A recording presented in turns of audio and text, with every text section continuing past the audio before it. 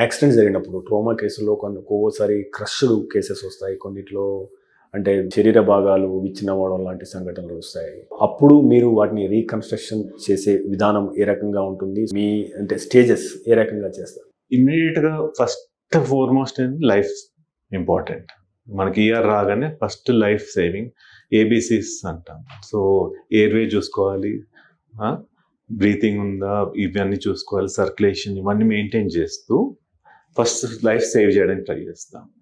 అయిపోయాక లైక్ ఎక్కడైనా బ్లీడింగ్ అవుతుంటే దాన్ని ఆపడం, ఇవన్నీ అయిపోయి స్టేబుల్ అయ్యాక then plan for reconstruction. First surgery ఏమవుతుందంటే మనకి అసెస్మెంట్ ఉంటుంది, ఇన్వెస్టిగేషన్ ద్వారా ఎగ్జామినేషన్ ద్వారా మనకు ఒక ఐడియా వస్తుంది. పేషెంట్ కండిషన్ మరీ బ్యాడ్ ఉంది అనుకుంటే స్టెబిలైజేషన్ తర్వాత ఆపరేషన్ తీసుకెళ్ళి ఎక్కడెక్కడ ఏం పార్ట్స్ ఉంది, డెడ్ టిష్యూ ఏమేమి ఉంది అదంతా క్లీన్ చేసేస్తాం. సో బర్డెన్ తగ్గిస్తాం, డెడ్ టిష్యూ బర్డెన్ తగ్గిపోతే ఇన్ఫెక్షన్ రేట్ తగ్గిపోతుంది. ఆ ఫస్ట్ స్టేజ్ అయిపోయాక 48 hours తర్వాత మళ్ళీ రీఅసెస్మెంట్ చేసుకొని నెక్స్ట్ రీకన్స్ట్రక్షన్ పార్ట్ ప్లాన్ చేసుకోవచ్చు. ఎందుకంటే ఎమర్జెన్సీ వచ్చినప్పుడు ఆ టైం నైట్ ఉండొచ్చు, ఏదైనా ఉండొచ్చు. Stabilization and assessment, removal of dead tissue, infection load తగ్గించడానికి ఒక సర్జరీ అవుతుంది.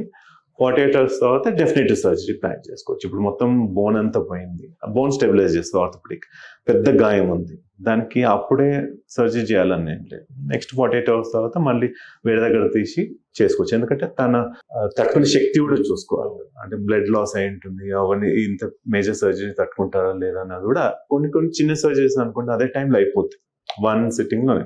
మేజర్ సర్జరీస్ ఏమవుతుందంటే మైక్రోవాస్కులర్ లాంటి తర్వాత డేకి నెక్స్ట్ 48 hours తర్వాత అసెస్మెంట్ చేసుకొని ప్లాన్ చేసుకుంటాం. 62 లక్షల మంది ప్రజల్లో మెడ్ప్లస్ బ్రాండ్ మెడిసిన్స్ కి మారడం వలన 915 కోట్ల రూపాయలు సేవ్ చేసుకున్నారు. అదే మెడిసిన్స్ అదే క్వాలిటీతో 50 to 80% డిస్కౌంట్.